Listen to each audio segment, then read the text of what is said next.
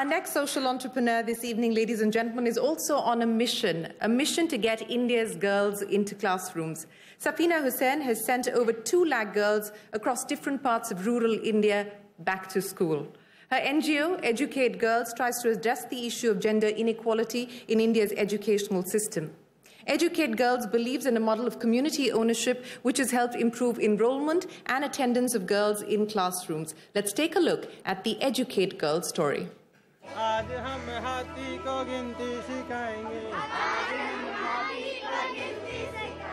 You know, I was in a village recently and I met a girl, her name was Naraz Nath. And she's named Naraz Nath because everybody was so angry when a girl was born. I met another girl, her name is Antim Bala, because everybody hoped that that would be the last girl who would be born. मैं बड़ी होकर police बनना चाहती हूँ. Teacher बनना चाहती हूँ. One of our Team Balika volunteers who really struggled against all the odds and is now teaching, her name is Achuki, the one who has already arrived. Not wanted, but has arrived. This is what I hope we will be rid of in 10 years, or at least in my lifetime. And Safeena Husain's weapon in this battle is education, specifically education of our girls. Post her studies from the London School of Economics and Political Sciences, Safeena Husain worked extensively with rural and urban underserved communities in South America, Africa and Asia. It was after 10 years of grassroots community work that Safeena returned to India and in 2007 started Educate Girls. Leveraging existing community and government resources for girls' education, Educate Girls today covers 21,000 schools across 15 districts of Rajasthan and Madhya Pradesh and works with 2 million children. Not just enrollment and retention, the venture is also focused on improving the learning cycle of every child in educationally backward districts and has positively impacted the learning outcomes of 6.5 lakh children today. But the start wasn't easy. We would get a lot of backlash. If we asked women to speak in the meetings, the men would walk away saying, "Inki himmat kaise hui hamare samne baat karne ki." When we would go door to door for our survey, we usually do the survey just before the school year starts, so it's in the peak of summer. But it got easier over time. As we got better, we kind of realized what are the strategies to use and what not to do. And one of the strategies that worked for Educate Girls was to facilitate community ownership through Team Balika.